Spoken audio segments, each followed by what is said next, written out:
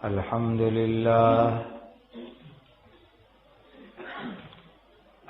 لله الذي هدانا للإسلام وأشهد أن لا إله إلا الله وحده لا شريك له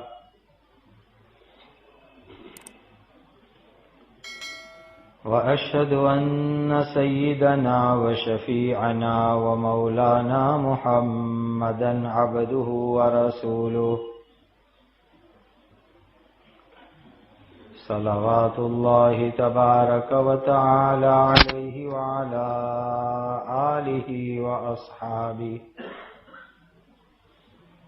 وذرياته وأهل بيته وأهل طاعته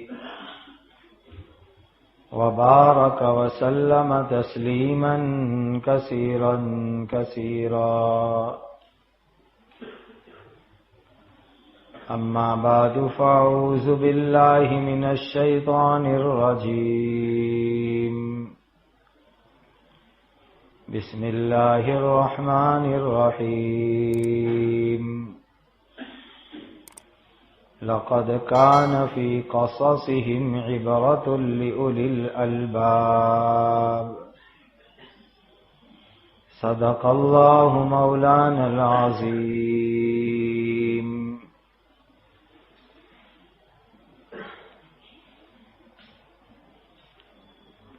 الحمدللہ اس سے پہلے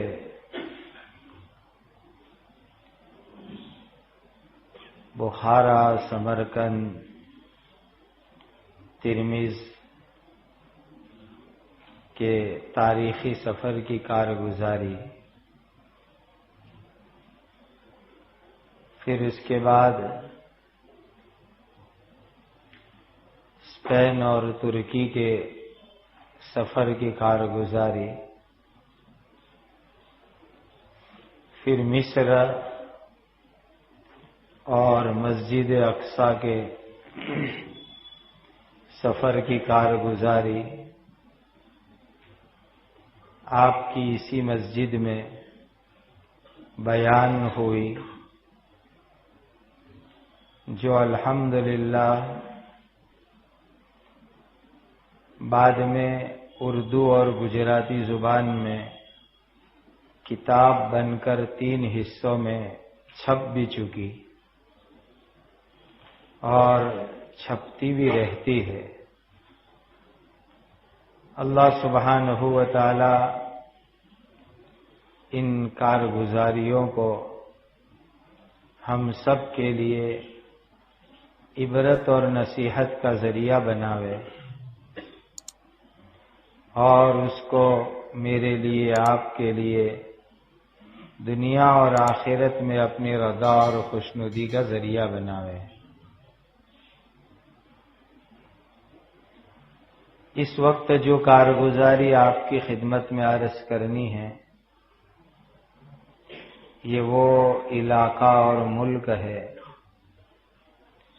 جو ہمارے یہاں بہت سارے لوگ ان ملکوں کے نام کو بھی جانتے نہیں ہیں۔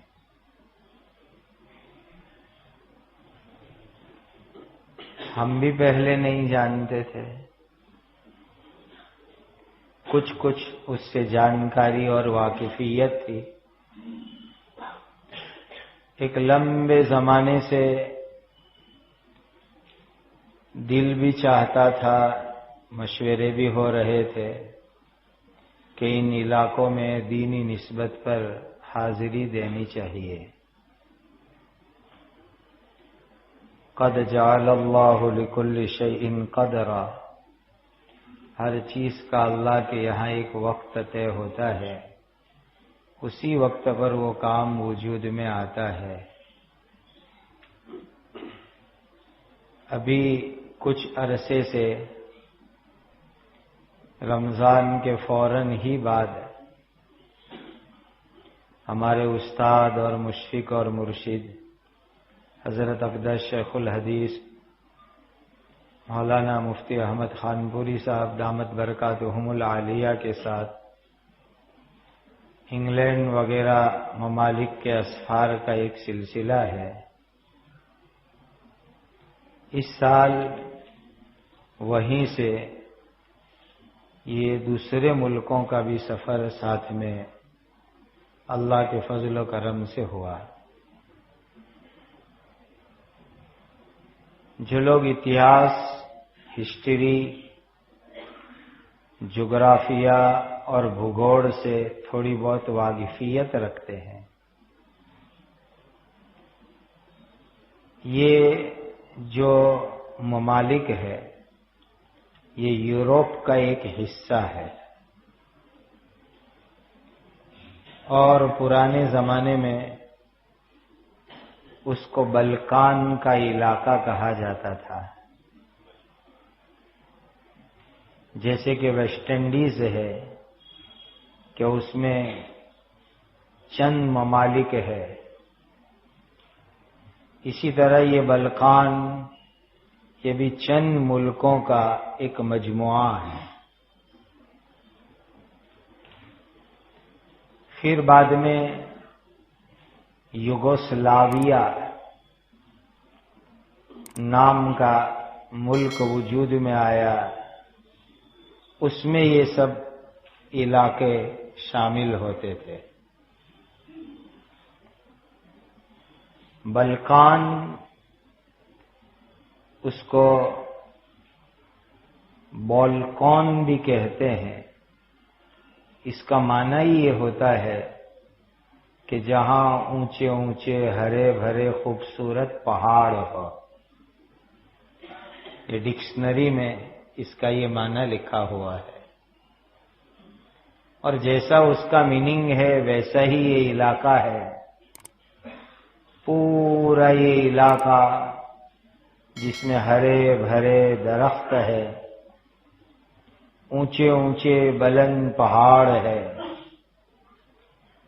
بلکہ بلقان اور یوگوسلاویہ کے بعض ملک ایسے ہیں کہ ان ملکوں میں 70% پہاڑ ہی پہاڑ ہے، اور صرف 30% کھلی ہوئی زمین اور جنگل اور پانی اور ندی کے علاقے ہیں۔ یہ بلقان کسی زمانے میں ترکی میں جو خلافت عثمانیہ کی حکومت تھی اس کے ماتحت میں یہ علاقہ پورا آتا تھا۔ 1463 عیسوی سے لے کر 1876 عیسوی تک یہ پورا بلقان کا علاقہ خلافت عثمانیہ کے ماتحت آتا تھا، اور اللہ تعالیٰ نے اس علاقے کو بہت ہی ظاہری خوبصورتی بھی عطا فرمائی کہ وہاں پانی کی بڑی بڑی جھیلیں ہیں، تالاب ہے، پانی کے بہت سارے چشمے اور آبشار ہے، پھل فروٹ اور سبزیاں بھی اس علاقے میں بہت ہوتی ہے، اونچے اونچے بلند خوبصورت پہاڑ بھی بہت ہے، اور زیتون تو اس علاقے کے اندر بہت ہی بڑی تعداد میں ہوتے ہیں، بلکہ وہاں ہم کو لوگوں نے بتلایا کہ یہاں زیتون کے بعض درخت حضرت عیسیٰ علیہ السلام کے زمانے سے قائم ہیں۔ اتنے قدیم دور سے یہاں زیتون کی باڑیاں ہیں، اور خاص کر کے البانیہ کے زیتون اور زیتون کا تیل پورے علاقے میں بہت ہی مشہور ہے۔ یہ بلقان کے ملکوں میں ہماری تفسیر اور اسلامی تاریخ کے ساتھ کچھ کچھ کنیکشن اور تعلقات ملتے ہیں۔ بلقان کے ملکوں میں ایک ملک ہے مقدونیہ، جس کو آج کل میسوڈونیا کہا جاتا ہے۔ یہ مقدونیہ ہماری تفسیر میں ایک نام آتا ہے سکندر مقدونی، الیگزینڈر المقدونی۔ یہ الیگزینڈر کہو، سکندر کہو، ان کا تعلق اسی مقدونیہ اور مقدونیہ کے پڑوس میں گریس، جس کو یونان کہا جاتا ہے، اس سے سکندر الیگزینڈر بادشاہ کا تعلق رہا ہے۔ پوری دنیا کے اندر جن لوگوں کی حکومت رہی یا دنیا کے بہت سے علاقوں میں رہی، ان میں ایک نام سکندر مقدونی الیگزینڈر کا نام بھی ملتا ہے۔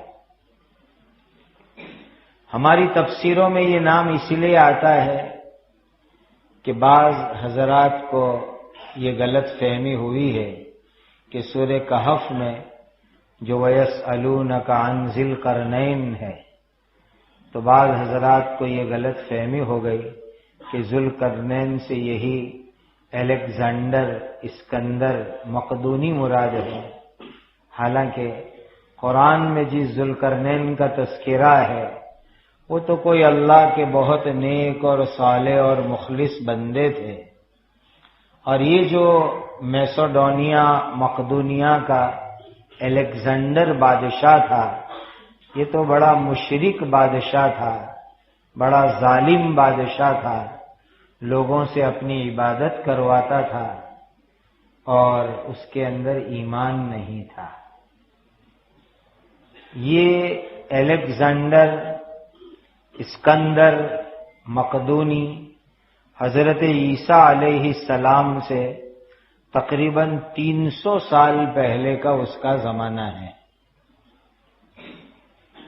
اور اسی نے مصر میں ایک شہر آباد کیا جس کو آج بھی اسکندریہ کہا جاتا ہے۔ الیگزینڈر ہی کے نام سے الیگزینڈریہ بھی کہتے ہیں، اسکندریہ بھی کہتے ہیں۔ یہ اس وقت مصر کا ایک شہر ہے۔ الحمدللہ وہاں بھی حاضری کی سعادت حاصل ہوئی، جس کی کارگزاری میں اس سے پہلے یہاں آپ کو سنا چکا ہوں۔ بلقان کے علاقے سے ہمارے بھارت ہندوستان کے اکابرین اور بزرگوں کی ایک بہت بڑی نسبت رہی ہے۔ میں اس کا بہت مختصر اس وقت آپ کے سامنے تذکرہ کروں گا، اس لیے کہ ہمارے اکابر اور بزرگوں نے بلقان کے علاقے کے سلسلے میں جو محنت اور فکریں کی ہے، اگر میں اس کی پوری تفصیل آپ کو سنانے جاؤں تو شاید یہ وقت پورا اسی میں گزر جائے، اسی لیے بہت اختصار کے ساتھ آپ کو سناتا ہوں۔ جس وقت ہمارے ملک میں انگریزوں کا قبضہ تھا،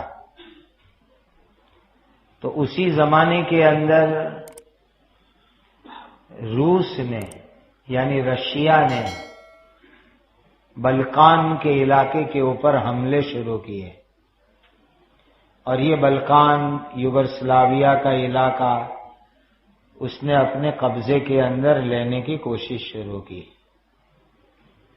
حالانکہ یہ پورا علاقہ ترکی کی خلافت عثمانیہ کے ماتحت ہوتا تھا۔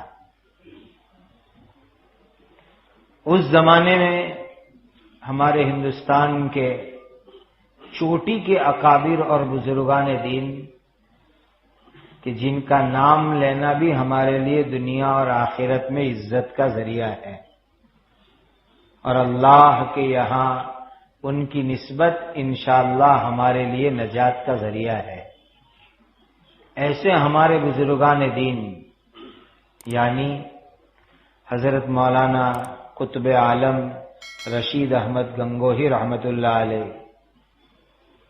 حجت الاسلام والمسلمین حضرت مولانا محمد قاسم صاحب نانوتوی رحمت اللہ علیہ، حضرت مولانا احمد علی محدث سہارنپوری رحمت اللہ علیہ، حضرت مولانا محمد مظہر صاحب نانوتوی رحمت اللہ علیہ، انہوں نے اس زمانے میں یہ بلقان کے علاقے کی جنگ کے لیے بہت زیادہ فکریں بھی کی، مدد بھی کی، محنت اور کوششیں کی۔ اس سلسلے میں بڑی بڑی کتابیں لکھی گئی ہے، اور شاید آپ کو معلوم نہ ہو تو ایک عجیب بات آج میں آپ کو بتلاؤں گا۔ 1874 عیسوی میں 1874 میں جب یہ بلقان کا علاقہ رشیا کے حملوں کی وجہ سے ترکی کے ہاتھ سے نکل رہا تھا اور وہاں ہزاروں مسلمان عورتیں بیوہ تھیں، ہزاروں مسلمان بچے یتیم ہوئے تھے اور بہت بھاری جنگ چل رہی تھی، تو ابھی جو میں نے نام لیے ہمارے ان بزرگوں نے پورے ملک کے اندر چندہ کیا، اور ایسا عجیب و غریب چندہ کیا کہ 1874 میں 12 لاکھ روپے کا پورے ملک سے چندہ کیا گیا۔ اب آج تو وہ کتنے بنتے ہیں ہم اس کا حساب بھی نہیں لگا سکتے، اور وہ 12 لاکھ روپے جب ترکی خلافت عثمانیہ کو پہنچائے گئے، اس کی ساری رسیدیں اور ڈیٹیل موجود ہے، تو اس وقت ترکی کے خلیفہ نے خوش ہو کر کے ایک بہت برکتی کپڑا کہ جس میں حضرت نبی کریم صلی اللہ علیہ وسلم کا جبہ مبارک کئی سالوں تک لپیٹ کر کے رکھا گیا تھا، وہ کپڑا دارالعلوم دیوبند کے لیے ہدیے میں بھیجا تھا، اور وہ کپڑا آج تک دارالعلوم دیوبند کے اندر الحمدللہ موجود ہے۔ جب بھی دیوبند جانا ہو تو اس مبارک کپڑے کی ضرور زیارت کر لینا، جو اس وقت پر جنگ بلقان کے موقع کے اوپر ہمارے بزرگوں نے پورے ملک سے فکر، محنت، کوشش کر کے جو چندے کی اتنی بڑی رقم بھیجی تھی، اس کی خوشی میں جو وہاں سے ایک مبارک کپڑا ہدیے میں بھیجا گیا، وہ ہمارے لیے ایک بہت بڑی تاریخی یادگار ہے۔ اور آپ کو جان کر کے حیرت ہوگی کہ یہ 1874 کی یہ ہسٹری آج بھی ترکی کی گورنمنٹ بھولی نہیں ہے۔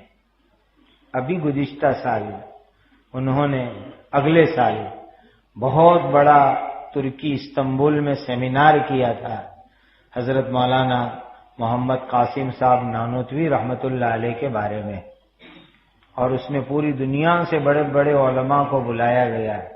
اس سے اندازہ لگاؤ کہ اس وقت کی ترکی حکومت کے دل میں حضرت مولانا محمد قاسم صاحب نانوتوی رحمت اللہ علیہ کی کتنی عظمت اور کتنا احترام ہوگا کہ انہوں نے اتنا بڑا سیمینار وہاں پر کروایا تھا۔ یہ تو مالی چندہ بھیجا، اور اس چندے کے وقت کے ایک ایک قصے سنو تو حیران رہ جاتے ہیں۔ دارالعلوم ایک قصہ میں آپ کو اس وقت کا سناؤں۔ دارالعلوم دیوبند کے محتمم بہت سونے آپ میں سے ان کو دیکھا بھی ہوگا، بیان بھی سنا ہوگا، حضرت حکیم الاسلام قاری محمد طیب صاحب رحمت اللہ علیہ، جو تقریباً 50 برس دارالعلوم دیوبند کے محتمم رہے، وہ اپنی سگی دادی دادا کا ایک عجیب قصہ سنایا کرتے تھے کہ ان کے دادا جان یعنی حضرت مولانا محمد قاسم صاحب نانوتوی رحمت اللہ علیہ کہ جب شادی ہوئی تو نانوتا ایک گاؤں ہے، بہت ہسٹریکل گاؤں ہے، دیوبند کے پڑوس میں ہے، اور وہاں سے بڑے بڑے اولیاء اللہ امت کو ملے جنہوں نے امت کی عظیم الشان دینی خدمات کی۔ تو مولانا محمد قاسم صاحب نانوتوی کی شادی دیوبند میں ایک بہت مالدار گھرانے کے اندر ہوئی۔ دلہن جب آئی پورے زیورات سے تیار ہو کر کے پہن کر کے، پہلی رات رخصتی کی، مولانا محمد قاسم صاحب نانوتوی رحمت اللہ علیہ جب اپنی نئی نویلی دلہن کے پاس پہنچے تو بہت ساری باتیں کہی، اور اس میں ایک بات یہ کہی، اتنے سارے زیور کے ساتھ اس غریب مولوی کے ساتھ تو تمہارا گزارا نہیں ہوگا۔ یہ زیورات اس وقت بلقان میں جو مسلمان بیوائیں ہیں، یتیم ہے، اور خلافت کی حفاظت کے لیے جو لوگ جنگ لڑ رہے ہیں، ان کے لیے پورے ملک میں چندہ ہو رہا ہے، اگر تم خوشی سے اجازت دو تو تمہارے یہ سارے زیورات میں اس کے چندے کے اندر جمع کرا دوں۔ کیسی جذبات والی وہ دلہن ہوگی، فوراً اتار کر کے سارے زیور حضرت کے قدموں میں رکھ دیے اسی پہلی رات میں کہ میرے یہ سارے زیورات جنگ بلقان کے لیے وقف ہے۔ پھر کچھ دن رہنے کے بعد اپنے ابا کے گھر دوبارہ گئی دلہن، تو زبان سے تذکرہ تک نہیں کیا۔ کیسا اخلاص ہوگا کہ ابا میرے سارے زیورات تو میرے شوہر نے جنگ بلقان کے لیے دلوا دیے۔ ابا جان نے دیکھا بیٹی کو کہ بدن پر زیور نہیں ہے تو سمجھ گئے، اور پھر دوبارہ اتنے ہی زیور پورے تیار کروائے، اور تیار کر کے دوبارہ اپنی بیٹی کو سارے زیورات دیے اور سسرال نانوتا روانہ کیا۔ جب دوبارہ جو ہے بہو اپنے سسرال پہنچتی ہے، وہ بہو تھی، شوہر شوہر تھے، سسرال سسرال تھا۔ ایسی قربانیوں کے بعد یہ وجود میں آتا ہے کہ آج پورے ہندوستان بلکہ عالم کے ایک بڑے حصے پر ان کے علمی اور دینی احسانات ہے کہ جب گئی دوبارہ دلہن نئے زیور لے کر کے، تو پھر حضرت نے ان کی ذہن سازی کی اور دوسری مرتبہ بھی سارے زیور اسی جنگ بلقان کے چندے میں دلوا دیے۔ کیسی قربانی ہوگی اندازہ لگائیے۔ جب حضرت قاری طیب صاحب رحمت اللہ علیہ اپنی دادی کا یہ واقعہ سناتے تھے تو آنکھوں سے آنسو نکلتے تھے۔ تو یہ جنگ بلقان کے ساتھ ہمارا ایک بزرگوں کا ایک روحانی رشتہ ہے کہ اس کے لیے پورے ملک سے مسلمانوں نے کتنا بڑا اس زمانے میں چندہ دیا تھا۔ بلکہ اتنی ہی بات نہیں، 1877 عیسوی میں ایک قافلہ تیار ہوا کہ باقاعدہ یہ قافلہ عملاً بلقان کے علاقے میں جائے گا اور روسیوں کے خلاف جو جنگ ہو رہی ہے اس میں باقاعدہ یہ شریک ہوں گے، اور یتیموں کی اور بیواؤں کی اور اجڑے ہوئے لوگوں کی خدمت کریں گے۔ اس کے لیے ایک قافلہ تیار ہوا جس کو عنوان دیا گیا سفر حج کا، کہ ہندوستان سے حج میں جائیں گے اور حج سے پھر بلقان کے علاقے کے اندر جائیں گے۔ یہ جو قافلہ تیار ہوا اس میں بھی قطب عالم حضرت مولانا رشید احمد گنگوہی رحمت اللہ علیہ، حضرت مولانا محمد قاسم صاحب نانوتوی رحمت اللہ علیہ، ایسے جلیل القدر ہمارے اکابرین شریک ہوئے، اور ان کی برکت سے ایک بہت بڑا قافلہ تیار ہو گیا، اور اس کا مقصد ہی یہ تھا کہ باقاعدہ حج سے فارغ ہو کر بلقان جائیں گے اور جا کر کے جنگ بلقان کے اندر باقاعدہ شرکت کریں گے، حصہ لیں گے۔ اس سے اندازہ لگاؤ کہ ہمارے بزرگوں کے دل کے اندر اس جنگ بلقان کی کتنی اہمیت اور عظمت ہوگی۔ اس زمانے میں حضرت مولانا محمد قاسم صاحب نانوتوی رحمت اللہ علیہ جو چندے کی اپیل شائع کرتے تھے، اس کے الفاظ جو اگر ہم پڑھے تو دنگ رہ جاتے ہیں۔ ایک دو بات اس میں سے میں آپ کو سناؤں۔ حضرت نے اس زمانے میں لوگوں کو اپیل کرتے ہوئے کہا کہ اگر بلقان خلافت عثمانیہ سے نکل گیا اور یہ کمزور ہو گئی ترکیہ خلافت، تو یاد رکھو حرمین شریفین کا احترام بھی پامال اور ختم ہو جائے گا۔ ایک جملہ ایک موقع پر حضرت نے یہ لکھا کہ چند دنوں میں اسلام پورے روئے زمین سے ختم ہو جائے گا۔ ایک موقع پر یہ فرمایا کہ اس جنگ بلقان کو صرف بلقان کی جنگ مت سمجھو، اس میں جو اگر مسلمان ہار گئے تو پورے عالم اسلام کا اسلامی نظام متاثر ہوگا۔ اتنی بہت تاکید کے ساتھ حضرت نے لوگوں کو اپیل کی۔ بہرحال یہ کچھ ہمارا ہندوستان کے اکابرین کا بلقان کے علاقے سے ایک تاریخی، ایمانی، دینی رشتے کی کچھ مختصر یہ رویداد ہے۔ ماضی قریب میں یعنی ابھی قریب کے زمانے میں البانیہ کے ایک بہت بڑے عالم جن کا نام پوری دنیا اسلام کے اندر چمکا، اگرچہ ان کی تمام باتوں سے ہم متفق نہیں ہیں، وہ شیخ ناصر الدین البانی رحمہ اللہ ہے۔ اس وقت سعودی عرب اور عرب ملکوں کے اندر ان کی کتابوں کا اور ان کے نام کا بہت ہی بڑا وزن ہے، بڑا وزندار نام ہے عرب دنیا میں۔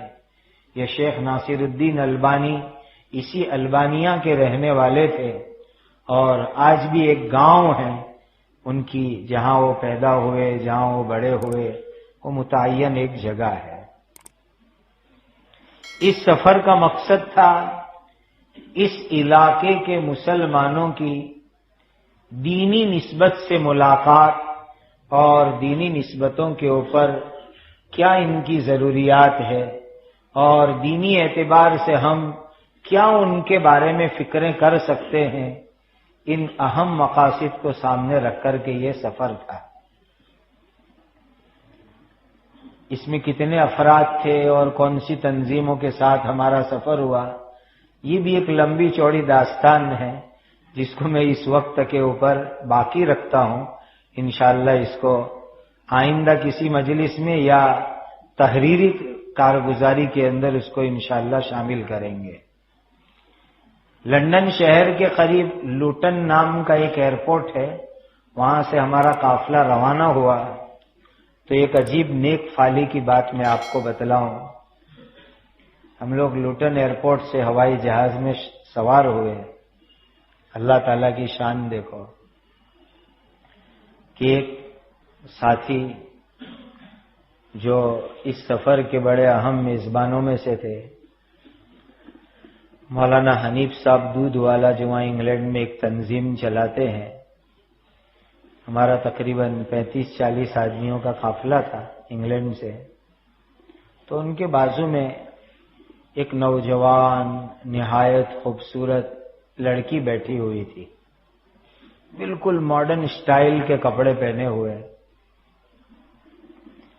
مولانا حنیف صاحب کہتے کہ میرا معمول ہے کہ اڑوس پڑوس والوں کے ساتھ الیک سلیک کچھ کر لیتا ہوں۔ تو انہوں نے اس کے ساتھ کچھ الیک سلیک کیا، تو اس لڑکی کے دل کے اندر اللہ تعالیٰ کے یہاں سے کچھ اور ہی فیصلہ تھا اس کے بارے میں۔ تو اس نے بہت توجہ کے ساتھ جوابات دیے، اور پھر اسلام کے متعلق اس نے کچھ سوالات پوچھے، معلومات حاصل کی۔ میں ہوائی جہاز میں آگے کی طرف تھا، بیچ میں مولانا حنیف صاحب تھے، میں اور قاری عبدالحنان صاحب ایک طرف تھے، اور حضرت مفتی صاحب بالکل پیچھے، چونکہ ویل چیئر سے حضرت تشریف لائے تھے تو پیچھے سے اندر داخل ہوئے، اور وہاں بلیک بن میں ایک مفتی یوسف صاحب ہیں، مفتی شبیر صاحب کے بیٹے، وہ حضرت کے ساتھ پڑوس میں بیٹھے ہوئے تھے. یہی مفتی یوسف صاحب اور مفتی عبدالحمید صاحب ہمارے انگلینڈ کے سفر کے کچھ عرصے سے میزبان ہیں. بیٹھے ہوئے تھے. اس لڑکی کے سامنے اسلام کے متعلق کچھ بات چیت ہوئی تو میں اپنے سفر کے کارگزاری کی تیسری جلد، دیکھی ہوئی دنیا کی تیسری جلد انگلینڈ ساتھ میں لے کر گیا تھا. جو کارگزاری اسی مسجد میں بیان ہوئی تھی وہ اب ماشاءاللہ چھپ چکی ہے. تو دو نسخے ساتھ میں تھے. یہ حضرت مفتی محمد تقی صاحب کی خدمت میں پیش کرنے کے لیے اور ایک مولانا حنیف صاحب خود اپنے مطالعے کے لیے رکھی ہوئی تھی. تو اس میں شروع کے اندر ایک واقعہ میں نے لکھا ہے کہ ہمارے حضرت مفتی صاحب دامت برکاتہم ایک مرتبہ افریقہ کے سفر میں، بوتسوانا کے سفر میں تھے. تو ایک عیسائی لڑکی جو ایئر ہوسٹس تھی وہ ہمارے حضرت مفتی صاحب کے نورانی چہرے کو دیکھ کر کے مسلمان ہو گئی تھی. اس کا بڑا دلچسپ قصہ ہے، وہ تیسری جلد کے مقدمے میں نے لکھا ہے، اس کو ضرور پڑھ لینا. تو مولانا حنیف صاحب سفر کے دوران وہ کتاب پڑھ رہے تھے تو اس لڑکی سے اسلام کے بارے میں بات چیت شروع ہوئی. تو اس لڑکی کو یہی قصہ مولانا نے انگریزی میں ترجمہ کر کے سنایا. تو جب سنایا تو وہ لڑکی پوچھنے لگی کہ وہ آپ کے پادری کہاں ہیں کہ جن کے ہاتھ پر ایک ایئر ہوسٹس ایمان لائی تھی؟ تو کہا کہ وہ پیچھے ہی بیٹھے ہوئے ہیں. تو کہا کہ اس لڑکی نے اسی وقت کے اوپر کہا کہ میرا بھی دل چاہتا ہے کہ میں بھی اسلام قبول کر لوں. تو مولانا حنیف صاحب اس کو پہلے مجھے بتائے، پھر حضرت کو کہا میں اس کو لے کر کے آ رہا ہوں. اس نے آ کر چند سوالات کیے. حضرت نے بہت اچھے جوابات دیے. مفتی یوسف صاحب ترجمہ کر رہے تھے. وہ میں انشاءاللہ تحریری کارگزاری میں وہ سوال جواب لکھوں گا. اور پھر ہوائی جہاز ہی میں اس لڑکی نے الحمدللہ اسلام قبول کر لیا. اس سے ہم نے ایک نیک فعلی لی کہ ہمارا یہ سفر شروع ہوتے ہی لندن سے مقدونیہ جاتے ہی راستے میں ایک لڑکی کا ایمان قبول کرنا ہم نیک فعلی لیتے ہیں کہ ہمارا یہ پورا سفر انشاءاللہ اللہ کے یہاں مقبول ہے. اور بہت سو کی زندگی کے اندر ایمان اسلام کی تازگی کا یہ ذریعہ ہے. ان ممالک میں خلافت عثمانیہ کے ختم ہونے پر روسیوں کی حکومت آئی، کمیونزم آیا، اور کمیونسٹوں نے آ کر کے بے مثال ظلم کیے. جس ظلم کی داستان ہم نے وہاں سنی تو دل روتا ہے، اور ساری داستانیں سنانے کی جرأت اور ہمت بھی نہیں ہوتی ہے. ایسے خطرناک مظالم کیے. حالانکہ یہ پورا علاقہ، اس میں کئی ممالک آتے ہیں، البانیہ ہے، مقدونیہ ہے، بوسنیا ہے، مونٹی نیگرو ہے، یہ سب ممالک ہیں.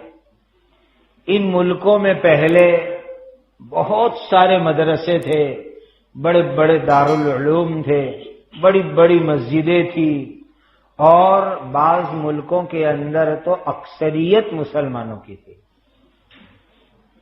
لیکن 70 یا 75 سال تک کمیونسٹوں کی جو حکومت رہی تو انہوں نے جو مظالم ڈھائے، ایک تو یہ کہ مسجدوں کو انہوں نے سینما گھر بنا دیے، تھیٹر بنا دیے مسجدوں کو. داڑھی پر پابندی لگا دی گئی، کوئی داڑھی نہیں رکھ سکتا. ایسے سخت قانون نافذ کر دیے گئے. اور مسلمان کی مسلمانی پہچان ختم کر دی گئی. خود مسلمانوں کو یہ احساس نہیں رہا کہ ہم مسلمان ہیں، اور کوئی اسلامی پہچان انہوں نے باقی نہیں رکھی. اتنے ظلم کیے. بڑی بڑی کتابوں کی لائبریریاں انہوں نے آگ لگائی.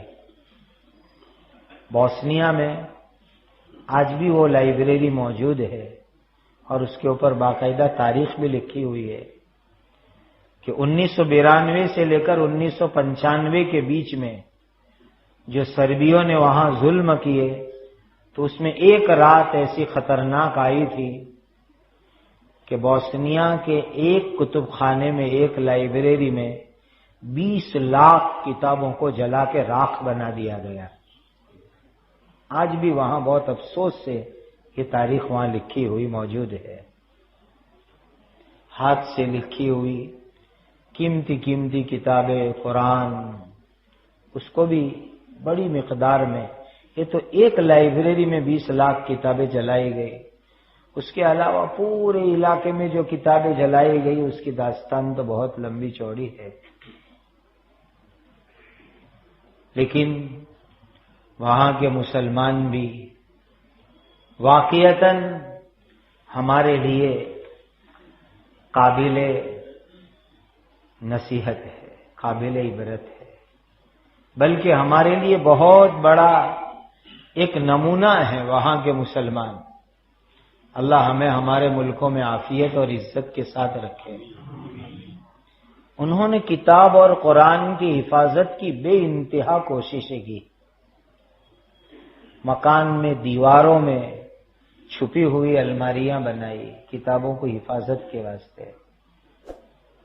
زمین کے اندر تہخانے بنائے، بیزمنٹ بنائے اور اس میں کتابوں کی حفاظت کی.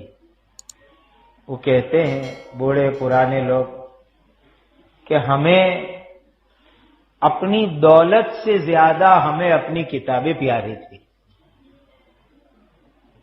خاص کر کے ہاتھ سے لکھی ہوئی قلمی کتابیں اور قرآن مجید کا ہم نے اپنی جان اور اپنی دولت سے زیادہ ہم نے اس کی حفاظت کا اہتمام کیا. حال یہ تھا کہ کسی کے گھر میں سے ایک قرآن کا نسخہ اور کاپی اگر مل جاوے تو پورے گھر کو سوٹ کر دیا جاتا تھا. ایسے ظلم تھے کمیونسٹوں کی طرف سے. اور علماء کرام کو 27 سال تک جیلوں میں بند کیا گیا. بڑے مظالم ان کے اوپر ڈھائے گئے. ماشاءاللہ جب حالات ٹھیک ہوئے لوگوں نے تہخانوں میں سے ابھی کتابیں نکالی. کئی جگہوں کے اوپر ایسی کتاب دیکھنے کی ہم کو سعادت حاصل ہوئی.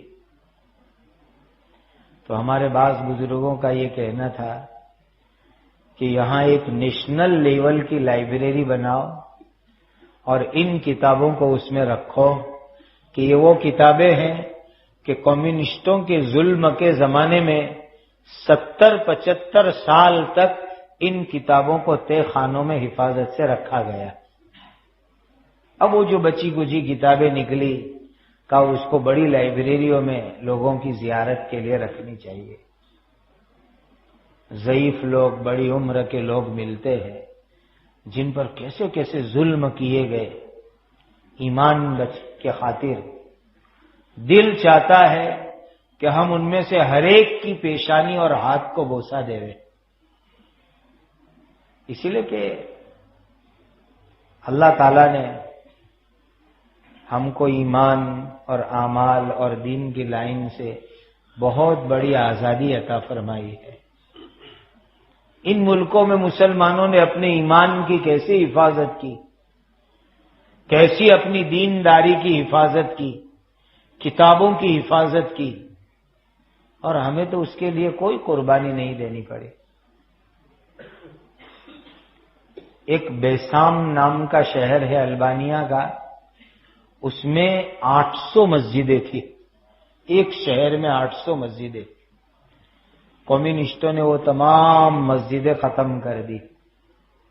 اب الحمدللہ ان مسجدوں میں سے پرانی مسجدوں کو پھر سے ڈیولپ کیا جا رہا ہے. کسی میں گودام بنایا گیا، کسی میں جانوروں کو باندھنے کے لیے طبیلے بنائے گئے، تھیٹر اور مکان بنا دیے گئے. دوبارہ اب جب کمیونسٹوں کی حکومتیں ختم ہوئی اور اس وقت وہاں لوک شاہی جیسا کچھ نظام وہاں آیا ہوا ہے، تو پھر سے مسجدیں آباد ہو رہی ہے۔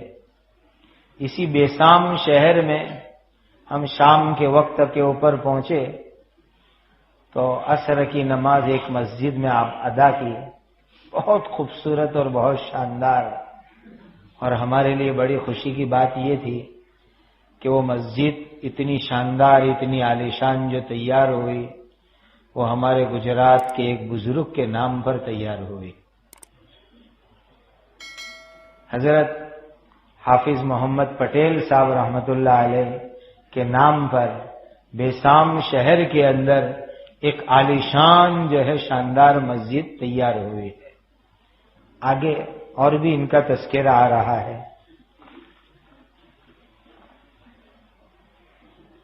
عجیب حالات تھے کہ اسلامی لباس تک سے لوگوں کو عداوت اور دشمنی ہو گئی، اور وہ اثرات تو آج تک باقی ہے۔ کوئی اسلامی لباس کے اندر جاتا ہے تو وہ سمجھتے ہیں کہ یہ ہمارے دشمن ہیں، اس لیے لوگ اسلامی لباس پہننے کی ابھی جیسی چاہیے ایسی ہمت نہیں کرتے۔ کہتے ہیں کہ کمیونسٹوں کے زمانے میں روزے رکھنے کی بھی اجازت نہیں تھی۔ صبح صادق کے وقت کے اوپر محلوں میں پولیس آتی تھی، اور جس کے گھر کے اندر لائٹ چالو ہو، چراغ جل رہا ہو، فانوس چل رہا ہو، تو وہ یوں سمجھتے تھے کہ یہ سحری کھانے کے لیے اٹھے ہیں، اس کو نوٹ کر لیتے تھے، اور پھر دن میں 9-10 بجے آ کر کے ان کو زبردستی شراب پلواتے تھے۔ وہ صبح آ کر کے مارک کر لیتے تھے کہ رات میں اتنے بجے جو ہے ان کے گھر میں لائٹ تھی، چراغ جل رہا تھا، یقیناً انہوں نے سحری کھائی ہوگی، اسی لیے پھر زبردستی ان کے روزے توڑوا دیا کرتے تھے۔ لیکن ہزار سلام ان مسلمانوں کو، اللہ ان کو سلامتی اور رحمت سے مالا مال فرمائے، جنہوں نے ایسے حالات میں بھی امان اسلام پر اپنے آپ کو جما کے رکھا۔ رات کے شروع حصے میں سحری کر لیتے تھے، اور پھر پورا دن اس طرح کام کرتے تھے کہ جیسے کہ روزہ ہی نہیں رکھا ہے، اس طرح محنت کے کام کرتے تھے، کسی کو شک تک نہیں ہونے دیتے تھے کہ ہمارا روزہ ہے۔ آج تو ہماری رمضان ہوتی ہے، روزہ ہوتا ہے، تو ہمارے ملک کے اندر جو ہمارے ہندو بھائی ہیں وہ بھی ہمارے روزے کی وجہ سے ہماری عزت کرتے ہیں، لیکن ان ملکوں کے اندر مسلمانوں نے کیسی حالت میں روزے رکھے، ابتدائی رات کے اندر کھانا کھا لیا اور دوسرے دن ایسے محنت کے کام کر کے ایسے رہتے تھے جیسے کہ ان کا روزہ ہی نہیں ہے۔ اس حال میں یہ لوگ جو ہے اپنی زندگی گزارتے تھے، اور بڑے بڑے تہخانے بنائے، بیزمین بنائے، چونکہ قرآن نہیں رکھ سکتے تھے تو قرآن کی تعلیم کا تو کوئی سوال ہی پیدا نہیں ہوتا۔ لیکن جب شہر میں سناٹا ہو جاتا، لوگ سو جاتے، تو رات 2 بجنے کے بعد چھوٹے چھوٹے بچوں کو لے کر کے ان تہخانوں میں چلے جاتے، بیزمین میں چلے جاتے، اور چپکے سے معلم آ جاتے، اور وہاں بیٹھ کر کے رات کی اندھیریوں میں چھوٹے چھوٹے چراغ جلا کر بیزمین میں بچوں کو قرآن پڑھایا جاتا تھا۔ کیسی قربانی ان لوگوں نے دی۔ صحیح بات ہے کہ وہاں سمجھ میں آتا ہے وَإِنَّا لَهُ لَحَافِظُونَ، قرآن کے ہم حفاظت کرنے والے ہیں، جو اللہ فرماتے ہیں۔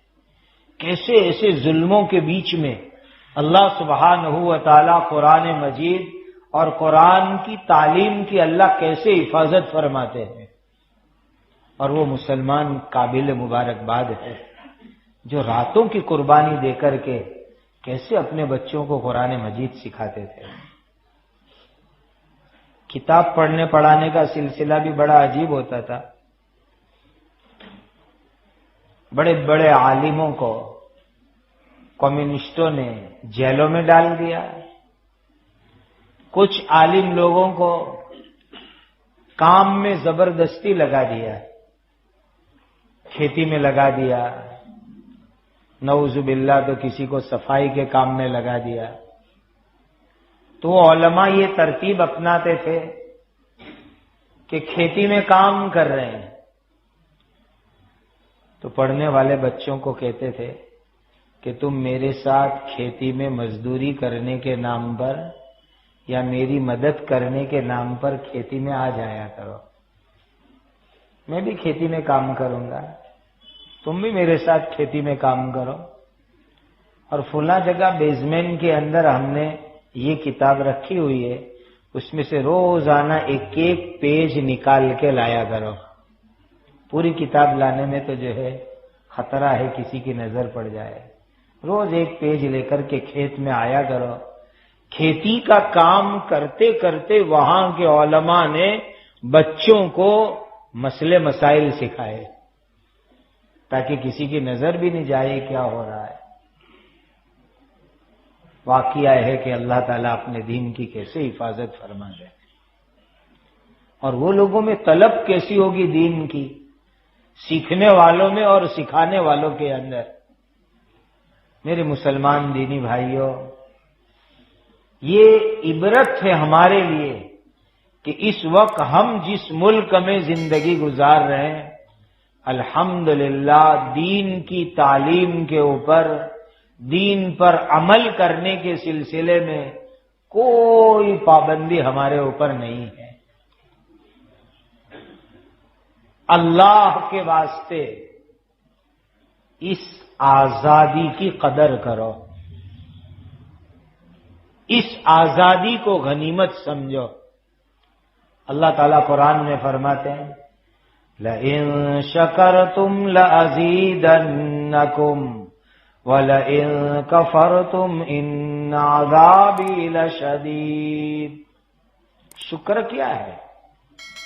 یہ مسجد، یہ مدرسے، یہ مکتب، یہ دارالعلوم، یہ جامعات، یہ خانقاہ، یہ مرکز، یہ علماء، ان سے خوب فائدہ اٹھاؤ۔ ان بیچاروں نے 70 سال کمیونسٹوں کے ظلم میں رہ کر کے کس طرح بچوں کی تعلیم کی فکر کی، قرآن کی تعلیم کی فکر کی، دین سیکھنے سکھانے کی فکر کی، اور آج اللہ نے ہمارے لیے کتنی آسانیاں کر دی ہے۔ کہتے ہیں وہاں لوگوں نے ہم کو بتلایا کہ بوسنیا میں 1992 سے لے کر 1995 تک سربیوں نے 1 لاکھ مسلمانوں کو شہید کیا 3 سال کے عرصے کے اندر، 1992 سے 1995 کے عرصے میں۔ جب شروع میں انگلینڈ سے احباب نے وہاں جانا شروع کیا اور مسلمانوں کی ملاقاتیں شروع کی، تو وہاں کے علماء نے خود مجھے بتلایا، وہ جگہ بتلائی لے جا کر کے البانیہ وغیرہ میں، کہ ہم جب آئے تو یہاں کے مسلمان بیچارے، عام مسلمانوں میں دین کی سمجھ اتنی کمزور ہو چکی تھی کہ ہم جب گئے تو جیسے ہمارے یہاں کوئی مہمان آتا ہے اس کو چائے شربت پیش کرتے ہیں، تو کہا ان مسلمانوں میں دین سے ناواقفیت کا حال یہ تھا کہ ہم جب ان کے گھر جاتے تھے ملاقات کے لیے تو وہ ہم کو استقبال میں شراب پیش کرتے تھے، تمیز ہی باقی نہیں رہی تھی۔ چونکہ 70-75 سال تک جب دین کی تعلیم عام نہ ہو، مسجدیں ویران ہو گئی ہو، مدرسے مٹا دیے گئے ہو، مکاتب ختم کر دیے گئے ہو، تو پھر عام مسلمانوں میں تو تعلیم کا سلسلہ کہاں سے باقی رہے گا؟ یہ تو چند اللہ کے بندے ایسے ہمت والے کہ جنہوں نے ایسی ایسی قربانیوں کے ساتھ چھپ چھپ کر کے قرآن اور دین کی تعلیم کا سلسلہ باقی رکھا۔ وہ جو حضرات جاتے تھے وہ مجھے کہنے لگے کہ ہم جب یہاں پہلی مرتبہ آئے البانیہ مقدونیہ تو چھوٹے چھوٹے بچے کراس لے کر کے یعنی وہ صلیب عیسائیوں کا نشان لے کر وہ ہم کو ملنے آتے تھے اور ہمارا استقبال کرتے تھے کہ اتنے فتنے کے زمانے کے اندر بھی اسلام کی علامت کی 3 چیزیں انہوں نے باقی رکھی تھی۔ نمبر 1 ختنہ کا الحمدللہ عام رواج تھا، اتنے فتنے کے زمانے میں بھی ختنہ ہوتی تھی۔ دوسری چیز ٹوٹے پھوٹے بھی اسلامی نام بچے ہوئے تھے، بگڑے ہوئے بنائے ہوئے۔ اور تیسری چیز خنزیر اور سور سے لوگ بچتے تھے۔ یہ 3 چیز ایمانی علامت باقی تھی۔ ہمارے اس سفر کا جو آخری سے پہلا دن تھا، ظہر کی نماز ایک مسجد میں ادا کی ہم نے، اتنی پیاری اذان ہو رہی تھی، سب ساتھی موبائل چالو کر کے اذان ریکارڈ کر رہے تھے۔ آدھی اذان ہوئی تو ساتھیوں کو شوق ہوا کہ مؤذن صاحب کو بھی دیکھے، کون مؤذن صاحب اتنی پیاری اذان دے رہے ہیں۔ تو اذان والی جگہ پر دیکھنے گئے تو حیرت کی انتہا نہ رہی کہ ریکارڈنگ سے اذان ہو رہی تھی۔ کہا دشمنوں نے حالات ایسے کھڑے کر دیے کہ اس وقت جو مسجدیں پھر سے آباد ہو رہی ہے وہاں ابھی اذان دینے والے بھی ہم کو پورے طور پر میسر نہیں ہو رہے ہیں۔ الحمدللہ کچھ محنتوں کے بعد مسجدیں دوبارہ آباد ہونا شروع ہوئی ہے۔ ہر جگہ مسجد کے ساتھ 30-35 میٹر کا مینارہ ضرور بناتے ہیں۔ اس بات کی نشانی ہوتی ہے کہ یہاں مسلمان ہے، یہاں اسلام ہے، مسجد کے مینارے سے اندازہ ہو جاتا ہے۔ اور اب الحمدللہ کہیں کہیں پردے بھی نظر آنا شروع ہوئے، برقعے بھی نظر آتے ہیں، اسلامی چیزوں کی دکان بھی ہوتی۔ اسلامی چیزوں کا مطلب ہے کعبۃ اللہ کے فوٹو ملتے ہو، مدینہ منورہ گنبد خضرا کے فوٹو ملتے ہو، قرآن مجید، تسبیحات، کچھ دینی کتابیں، مصلے، عربی جبے، ایسی دکانیں بھی اب الحمدللہ شروع ہو رہی ہے۔ بات دراصل یہ ہے، ہم نے ساتھیوں کے ساتھ وہاں مذاکرہ کیا کہ یہاں آدھے سے زیادہ بلکہ بعض ملکوں میں جیسے البانیہ وغیرہ میں اکثریت یعنی بہومتی مسلمان تھے، تو مسلمان جن میں سے ایک بہت بڑی تعداد کو نعوذ باللہ مرتد بنا دیا گیا۔ ان کی پہچان کیسے کریں؟ کیسے ہم ان تک پہنچے کہ یہ ہمارے مسلمان ہیں؟ اس لیے کہ پہچان بے انتہا مشکل، کلر، رنگ بالکل یورپین گورے جیسے وہاں کے مسلمانوں کے، اور ظاہری شکل صورت بھی ویسی کا وہ تو خود آ کر کے ہم سے ملے تو اندازہ ہوتا ہے کہ یہ مسلمان ہے، ورنہ اس کے بغیر بظاہر کوئی جو ہے تمیز کرنا مشکل ہے۔ البتہ اب جو وہاں پر ماشاءاللہ کچھ مسجدیں بن رہی ہے تو مسلمان جو ہے ان کے دلوں میں اسلام کے بارے میں اور پکے مسلمانوں کے بارے میں بے انتہا محبت کے جذبات ہیں، بے انتہا، میں اس کو تعبیر نہیں کر سکتا۔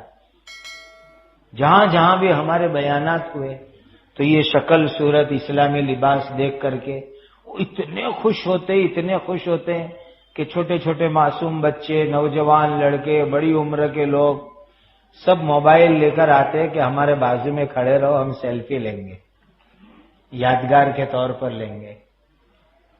اتنی ان کو خوشی ہوتی ہے، بے انتہا خوشی ہوتی ہے، اور وہ ساتھ ساتھ لگے رہتے ہیں۔ ان کو اتنی خوشی ہوتی ہے کہ ہمارے مسلمان بھائی دوسرے ملکوں سے محض اسلامی نسبت کے اوپر ہماری ملاقات کے لیے آئے، تو ایمانی بھائی چارہ، ایمانی اخوت، ایمانی محبت وہ ان ملکوں میں جا کر کے ہم کو سمجھ میں آتی ہے، اور اس کی قدر ہمارے سامنے ہوتی ہے۔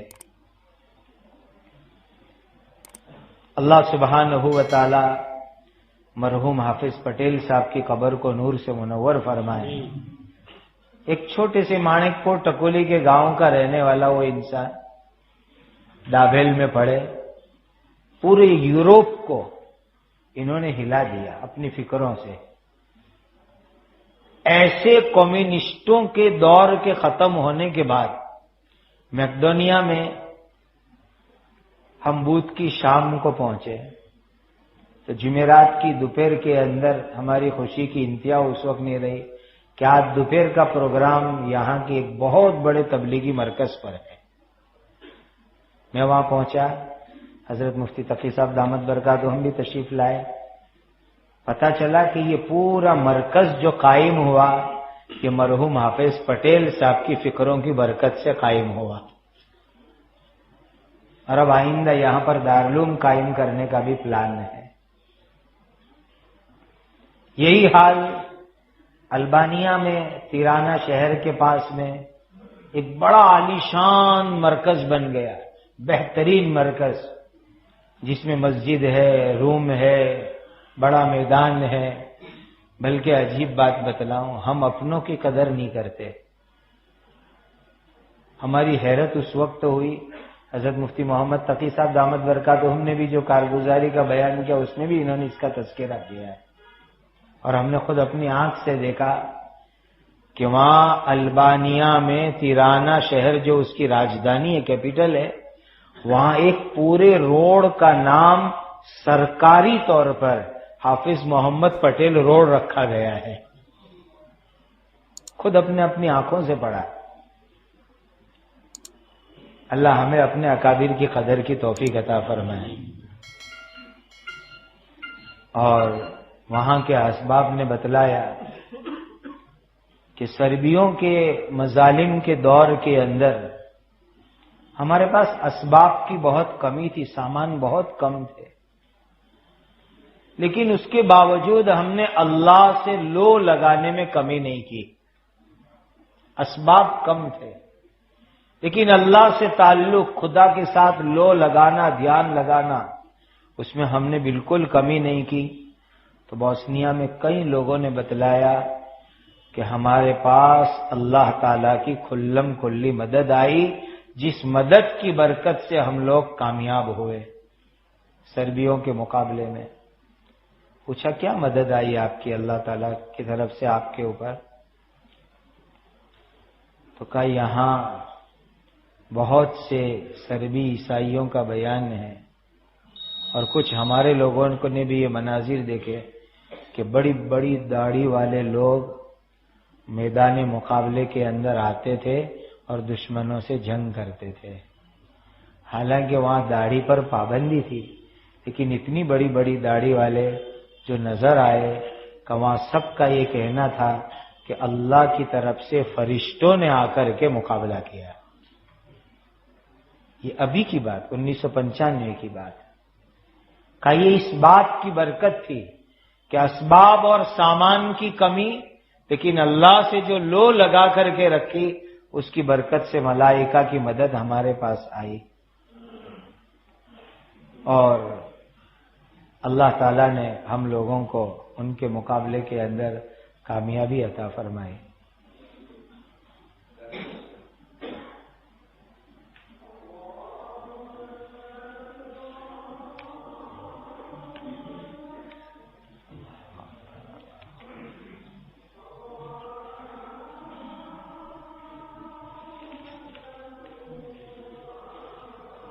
ملکوں میں جو یہ مدرسے، مکتب، مسجد، دعوت کا کام، خانقاہ، یہ جو آزادی سے کرنے کا موقع عطا فرمایا، یہ اللہ تعالیٰ کی بہت بڑی نعمت ہے۔ اور اس ملک میں ہمارے بزرگوں کی قربانی کی برکت سے جو دین پر عمل کرنے کی آزادی ہے، یہ بھی اللہ کا بہت بڑا احسان ہے۔ حقیقت یہ ہے کہ ہمارے اعمال جب تک اچھے رہیں گے، اللہ سے تعلقات اچھے رہیں گے، وہاں تک ہمارے اوپر حکومتیں بھی اچھی رہے گی۔ جہاں ہمارے اعمال بگڑے تو اللہ تعالی حکمرانوں کو بھی بگاڑتے ہیں، بگڑے ہوئے حکمراں مسلط ہوتے ہیں۔ اسی لیے ہم بگاڑ کا مطلب یہ ہے کہ حکمران برے اخلاق کے آتے ہیں، اسی لیے ہم لوگ اپنے اعمال کو اچھے بنا کر کے رکھے، اور یہ جتنے بھی دینی مبارک سلسلے ہیں ان مبارک سلسلوں کی قدر کرے۔ انشاءاللہ اللہ سبحانہ و تعالی ہم کو اور ہماری آنے والی نسلوں کے ایمان کی حفاظت فرمائیں گے، اور دنیا کی ان ممالک میں رہنے والے ہمارے اہل ایمان بھائیوں کے لیے ہم دعائیں کریں، دعاؤں میں ہم ان کا حصہ لگائے۔ اللہ سبحانہ و تعالی ہماری اس مجلس کو کہنے سننے کو بے انتہا قبول فرمائے، اور ان کارگزاریوں کو ہمارے لیے عبرت اور نصیحت کا سامان بنائے۔ وآخر دعوانا الحمد للہ رب العالمین۔ سبحان ربک رب العزت عما یصفون وسلام علی المرسلین والحمد للہ رب العالمین۔